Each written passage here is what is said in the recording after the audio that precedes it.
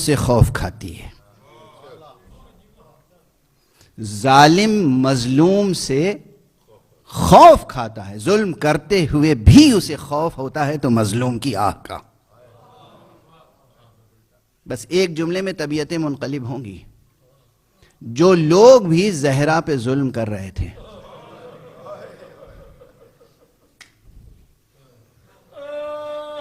ظلم کر رہے تھے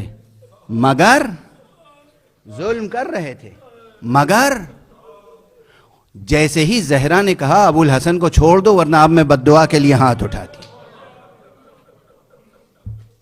پورا معاشرہ لرز کے رہ گیا. معاشرہ ابو الحسن کو چھوڑ دو ورنہ اب میں بد دعا کے لیے ہاتھ اٹھاتی. بس بی بی زہرا پہ جو مظالم ہوئے وہ سن 11 ہجری تک محدود تھوڑی تھے.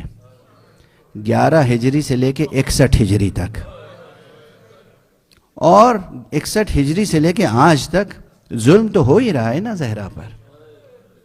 لیکن دو آوازیں ایک جیسی معلوم ہوتی ہیں. ایک مدینے میں زہرا کی آواز، ابو الحسن کو چھوڑ دو ورنہ میں بد دعا کے لیے ہاتھ اٹھاتی، اور ایک بازار شام میں زینب کی آواز. جب بے ردا بی بی کو دربار یزید میں لے جانے کی کوشش کی گئی اور بی بی راضی نہیں تھی تو ایک مرتبہ بی بی نے کہا ام کلثوم، رباب، لیلا، اب میں بد دعا کے لیے ہاتھ اٹھا رہی ہوں، تم آمین کہو. لیکن آپ سنتے رہتے ہیں، اکثر برابر سنتے رہتے ہیں کہ جب بی بی نے یہ کہا ہے تو سب سے پہلے کوئی اور نہیں، امام الصابرین، امام الصابرین، سید الساجدین، آقا امام علی ابن الحسین آگے بڑھے. پھوپھی اماں، دست ادب جوڑ کے عرض کر رہا ہوں، آپ پھوپھی ہیں، میں کچھ کہہ نہیں سکتا، ذرا روئے مبارک کے پدر کو تو دیکھیے، ذرا نو کے نیزہ پہ بابا کے سر کو تو دیکھیے. اور جناب زینب نے سید الشہداء کے سر مبارک کو دیکھا تو دیکھا آنکھوں سے آنسو جاری ہیں. بہن بھائی کے آنسوؤں کی زبان سمجھ گئی. بھیا اگر اسلام کی خاطر بے ردا دربار میں جانا ہے تو میں اس کے لیے راضی. اجرکم علی اللہ، اجرکم. مجلس تمام ہو گئی. آپ کی آوازیں بلند ہیں، آپ کی آوازیں بلند ہیں. مجلس تمام ہو گئی، مجلس تمام ہو گئی. انشاءاللہ اب نوحہ خان حضرات حق ادا کریں گے ماتم کا، گریے کا. آپ ماتم کریں گے، ماتم کرنے میں بخل نہ ہو، گریہ کرنے میں بخل نہ ہو. میں تو بس ایک مماثلت اور دکھانا چاہتا ہوں. میں نے 2 آوازوں کی مماثلت دکھائی، ایک زہرا کی آواز مدینے میں، ایک زینب کی آواز دمشق میں. بس ایک مماثلت اور دکھا دوں. زہرا کا جنازہ بھی رات کی تاریکی میں اٹھا. کیا ہیبت ناک منظر تھا، کیا غم انگیز منظر تھا، کیا جگر کو ٹکڑے ٹکڑے کر دینے والا منظر تھا کہ علی ابن ابی طالب جیسا شجاع اور صابر جب بی بی کو لحد میں اتار رہا تھا تو اس کے صبر کا پیمانہ لبریز ہو چکا تھا. ایک مرتبہ فرمایا ہے آپ نے، اور آپ کے یہ جملے تاریخ میں موجود ہیں، السلام علیک یا رسول اللہ، اے رسول آپ پر میرا سلام ہو اور آپ کی اس بیٹی کا سلام ہو جو آپ کے جوار میں نازل ہو رہی ہے. اس کے بعد جو جملہ فرمایا ہے رسول سے خطاب کر کے، قل یا رسول اللہ صبری عن صفیتک، قل یا رسول اللہ عن صفیتک صبری، اے رسول آپ کی اس پاک و پاکیزہ بیٹی کے غم میں میرے صبر کا پیمانہ لبریز ہو گئے. میرے صبر کا پیمانہ کون کہہ رہا ہے؟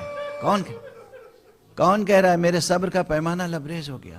علی فرما رہے ہیں، علی گریہ کر رہے ہیں. علی کی وہ عبارت بہت تشریح طلب ہے، اب طاقت نہیں ہے. بس میں اور وقت بھی ختم ہو چکا، ماتم کے لیے آپ کو وقت دینا چاہتا ہوں، اس لیے میں بس ایک جملہ، ایک جنازہ مدینے میں رات کی تاریکی میں اٹھا، وہ رسول کی بیٹی کا تھا اور اسے سپرد لحد کرنے والے کا نام تھا علی ابن ابی طالب، اور ایک جنازہ شام میں اٹھا،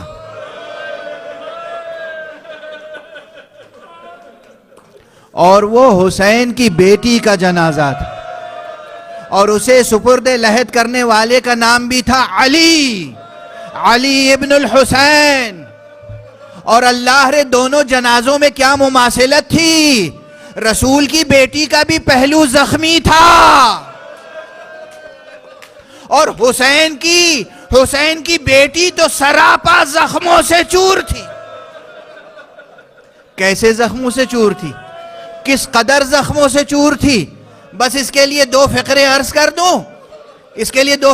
کر دوں، چونکہ دشمنوں کو معلوم تھا کہ حسین اس بچی سے بہت پیار کرتے ہیں، بہت محبت کرتے ہیں، تو دشمنوں نے کیا کیا تھا، بچی کو ماں کی گود سے چھین لیا تھا، پھوپھی کے پاس نہیں جانے دیا، بھائی کے پاس نہیں جانے دیا، تنہا ایک اونٹ پر، اس کی پیٹھ پر بچی کو لٹا کے رسیوں سے باندھ دیا۔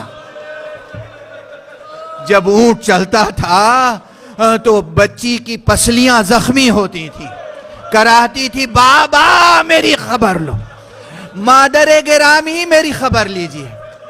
یہ بچی اس قدر زخمی تھی کہ جب قید خانے میں اس نے اس دار فانی کو وداع کہا اور جناب سید سجاد نے غسل دینا چاہا تو پیرہن جسم سے جدا نہیں ہو رہا۔